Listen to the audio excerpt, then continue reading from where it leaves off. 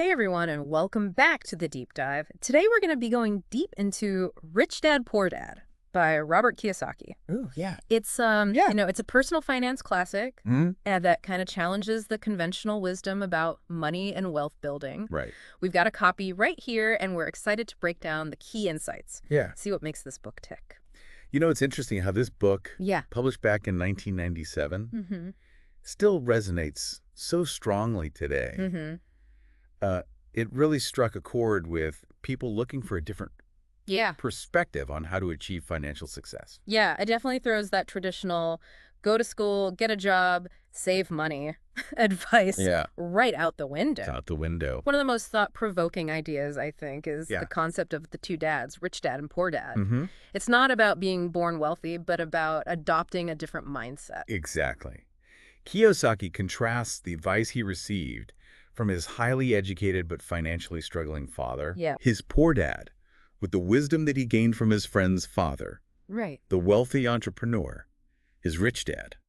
And that contrast really sets the stage for the whole book. Yeah. Poor dad emphasizes job security and working for money, Mm-hmm. while rich dad focuses on building assets and having money work for you. Yeah. It's like two completely different worldviews. Absolutely. One of the key takeaways is that the rich don't work for money. Right. They have their money work for them. It's not about trading your time for a paycheck, Right. but about creating a system where your money generates income even while you sleep. Now, that's a concept I can get behind. But how do you actually achieve that? Right. One thing that stuck with me was the idea of building an asset column. Right. And that brings us to Rich Dad's simple yet powerful definition of assets and liabilities. Okay. An asset puts money in your pocket. A liability takes money out. Right. It's about understanding where your money is flowing. And I have to admit, the example that he uses to illustrate this really blew my mind. He says that a house, which most people consider an asset, can actually be a liability. It's a big shift in perspective. Think about it. You're constantly shelling out money for a mortgage, property taxes, maintenance, and all those unexpected repairs that always seem to pop up. Oh, yeah. Unless your house is generating rental income, it's primarily a place to live, not an income-producing asset. That's such a clear way to think about it. Right. So if a house isn't always the best example of an asset, Okay.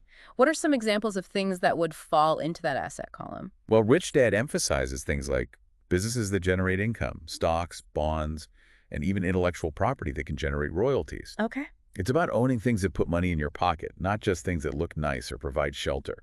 So it's not just about accumulating stuff. It's about strategically building a portfolio of income-producing assets. Right. And that's where the concept of minding your own business comes in. Exactly. It's not just about starting a company. It's about focusing on building your asset column even while you have a job. Keep working, but start acquiring assets that generate income. Right. Think of it as building a financial fortress that works for you even when you're not working. It's about creating a system that works for you, not the other way around. Yeah. That's really empowering. Mm-hmm. But Rich Dad doesn't sugarcoat things either. Right. Yeah. He's very clear about the obstacles that can hold people back from achieving financial freedom. Absolutely. He identifies 5 main obstacles. Okay. Fear, cynicism, laziness, bad habits, and arrogance. Wow. And these can be real roadblocks even if you understand the principles of wealth building. One story that really resonated with me was about Rich Dad using the phrase, "remember the Alamo," Right. to teach Kiyosaki about turning fear into motivation. Mm-hmm. It's about facing your fears head on and using them to fuel your drive. It's fascinating how he uses personal anecdotes and historical examples to illustrate his points. Yeah. He's essentially saying that failure is inevitable, Yeah. but it's how you respond to it that determines your success. So it's not about avoiding risk altogether, but about managing it intelligently and learning from your mistakes. Mm-hmm. He also talks about the biggest secret of the rich. And that piqued my curiosity. Yes. That's where corporations come into play. Okay. Rich Dad reveals how the wealthy use corporations to their advantage, Okay. particularly when it comes to taxes. He even compares the tax system to the Robin Hood story, Right. where the intent was to take from the rich and give to the poor. Right. But in reality, it often ends up hurting the middle class the most. It's about understanding the rules of the game, he says, Mm-hmm. and using them to your advantage. Corporations allow the wealthy to legally minimize their tax burden in ways that employees and small business owners often can't. So it's not about tax evasion, but about understanding the legal strategies that the wealthy use to protect their assets Right. and minimize their tax liability. Exactly. And that's just the tip of the iceberg. We've only scratched the surface of Rich Dad's unconventional wisdom. There's so much more to explore. Well, stay tuned, everyone, because in part 2, we'll be diving deeper into Rich Dad's investment strategies, his views on real estate, and how he thinks differently about making money. Right. It's going to be fascinating. Yeah, it is. Welcome back to the Deep Dive. We're digging deeper into Rich Dad, Poor Dad and exploring Rich Dad's strategies for building wealth. One thing that really struck me was this idea that the rich invent money. Yeah. What did he mean by that? It's not as mystical as it sounds. Right. Rich Dad uses the story of Alexander Graham Bell and the telephone to illustrate this concept. Bell offered his patent to Western Union for a measly $100,000. Wow. And they turned him down flat. They must have kicked themselves later. Oh, yeah. When the telephone took off. Exactly. It's a classic example of how wealth is often created by those who can spot opportunities that others miss. Right. It's about having the vision and the courage to create something new, to solve a problem or fill a need. So it's not just about playing it safe with traditional investments. Right. It's about being innovative and maybe even creating your own opportunities. Right.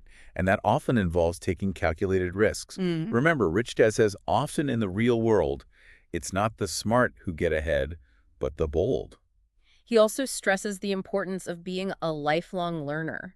He talks about mastering one formula, making a killing with it, and then moving on to learn something new. He gives the example of spending 3 years mastering the art of buying foreclosed properties. He made millions from that strategy. But then he didn't just sit back and relax. Right. He went on to learn about options, trading commodity futures, and even studied the silver market. Wow. He was always pushing himself to expand his knowledge and skills. That's a great reminder that the world is constantly changing and we need to adapt and keep learning to stay ahead of the curve. Yeah. But even with all this talk of investments and inventing money, Rich Dad doesn't forget the basics. Right. He's a big advocate of paying yourself first. That's right. He borrows this concept from George Clayson's classic book, The Richest Man in Babylon. It's all about developing the discipline to prioritize saving and investing before you pay your bills, even when money is tight. The financial statements he uses to illustrate this really drive the point home. You can clearly see how those who pay themselves first end up in a much stronger position over time. It's about shifting your mindset. Instead of thinking, I'll save what's left over after I pay my bills. You think, I'll pay myself first, and then I'll figure out how to manage the rest. It's like putting your financial oxygen mask on first before assisting others. Exactly. It's about taking care of your future self. And this leads into another interesting concept, being an Indian giver. I remember that one. It seemed counterintuitive at first. But it's actually about understanding the principle of reciprocity. Right. Rich Dad uses the example of European settlers being confused by the American Indian practice of giving a blanket to someone who was cold. And then asking for it back. The settlers saw it as a gift, not understanding the concept of temporary exchange or shared resources. It's like he's saying that true wealth comes from a cycle of giving and receiving, not just hoarding money. Exactly. And he shares a personal story about a time when he was feeling financially strapped. He decided to go out and find something he wanted and give it to someone else first. Wow. You found that as he gave you enough, it always came back to him tenfold. It's like the principle of abundance. The more you give, the more you receive. Speaking of giving, Rich Dad also emphasizes the importance of teaching. He says, teach and you shall receive. He learned that from both his dads, his highly educated father who was a teacher, and his rich dad who was always teaching young people about business. They both believed in sharing their knowledge and helping others to grow. He also encourages readers to choose their heroes wisely. He talks about studying the investment strategies of people like Warren Buffett and Donald Trump, just like he used to study the baseball stats of his childhood heroes. It's like he's saying that you can model yourself after those who have already achieved what you desire. Find people who inspire you, who make it look easy, and learn from their successes. It's about finding a mentor or a blueprint for success. But let's go back to this idea of corporations and taxes for a moment. You mentioned it as the biggest secret of the rich. But we didn't get into the specifics. Sure. This is where Rich Dad challenges conventional thinking about taxes. He argues that the rich don't pay taxes the same way that employees and small business owners do. They use corporations to their advantage. He even uses the Robin Hood story to illustrate how the tax system, while intended to redistribute wealth, often ends up benefiting the wealthy at the expense of the middle class. Exactly. Corporations allow the wealthy to legally minimize their tax burden by deducting expenses and taking advantage of various tax loopholes. So it's not about tax evasion, but about understanding the rules of the game and playing it strategically. Right. He even goes so far as to say, my rich dad just played the game smart, and he did it through corporations, the biggest secret of the rich. Okay, so how do corporations actually help the wealthy reduce their taxes? Well, corporations are taxed differently than individuals. Right. They can deduct business expenses before paying taxes, Okay. which can significantly lower their tax liability. And corporations can also offer asset protection, Okay. shielding personal assets from lawsuits and creditors. So it's not just about making money, it's about protecting the money you make. Right. It sounds like incorporating is a pretty smart move for anyone who owns assets, not just the super rich. Exactly. It's a way to level the playing field and gain some of the same advantages that the wealthy have. He even gives an example of someone suing a wealthy person only to find that they don't technically own anything because their assets are protected within a corporation. It's a fascinating concept. Yeah. He contrasts this with the poor and middle class who often strive to own everything and end up losing it to the government or to lawsuits. So it's like he's saying that if you want to win the game of money, you need to understand the rules and play strategically. Right. But Rich Dad doesn't just tell you what to think. He gives you specific action steps to take. Right. He provides a list of to-dos to help readers start building their own path to financial freedom. Well, let's dive into those to-dos and see what practical advice he offers. He starts with the importance of finding a reason greater than reality. Okay. What are your deepest wants and don't wants? What truly motivates you to build wealth? It's about finding your why. Right. That driving force that keeps you going even when things get tough. And then he encourages readers to make conscious choices about how they spend their time, their money, and what they put into their mind. It's about taking control of your life and being intentional about your actions. Then he emphasizes the importance of investing in education. Okay. Your mind is your most powerful asset, he says. Right. And continuous learning is crucial for building wealth. Yeah. He encourages readers to attend seminars, read books, and constantly be learning new things. He even tells a story about attending a seminar on how to buy real estate for nothing down. Right. That $385 investment ended up making him millions. That's a pretty good return on investment. It shows that investing in your knowledge and skills can pay off big time. So it's not just about saving money, it's about investing in yourself and your future. Absolutely. And he also stresses the importance of choosing your friends carefully. Surround yourself with people who are smarter than you in certain areas, he says. It's like that saying, you're the average of the 5 people you spend the most time with. Exactly. And be wary of listening to naysayers and those who are constantly telling you why something won't work. He calls them the chicken littles of life. Right. Always predicting doom and gloom. And then he reminds us to master a formula and then learn a new one. Okay. We talked about this earlier. Right. But can you give us some more specific examples of how he did this in his own life? Sure. He mastered the art of buying foreclosures and making a killing from that strategy. Right. Then he went on to learn about options trading, commodity futures, and even studied the silver market. Yeah. He never stopped learning and growing. It's like he's saying that the world of finance is constantly evolving, and you have to keep learning and adapting to stay ahead of the curve. And, of course, he reiterates the importance of paying yourself first. We've already covered that one, but it's worth repeating. It's such a fundamental principle of building wealth. Absolutely. It's about developing the discipline to put your financial well-being first, even when it feels like you can't afford it. Yeah. And he also encourages readers to pay their brokers well. He believes that a good broker can save you time and make you money. Yeah. It's about finding professionals you trust and being willing to invest in their expertise. Exactly. And that leads into his next point. Assets buy luxuries. This is an interesting concept. Can you elaborate on what he means by that? Sure. Rich Dad believes that true luxury is a reward for investing in and developing real assets. Okay. He uses the example of his wife buying a Mercedes with the cash flow from their apartment houses. Okay. She didn't have to work extra hours or take on more risk. Wow. The asset bought the car. So it's about having your money work for you to create the lifestyle you want. Right. He contrasts this with those who buy luxuries with their sweat and blood, Yeah. working harder and going into debt to finance a certain lifestyle. He calls it the keeping up with the Joneses trap. Exactly. Yeah. It's not about depriving yourself, but about being financially intelligent. Sure. Build a solid foundation so that you can enjoy the finer things in life without having to worry about money. It's about delaying gratification and investing in your future self. And then he reminds us about the importance of being an Indian giver. Ah, yes.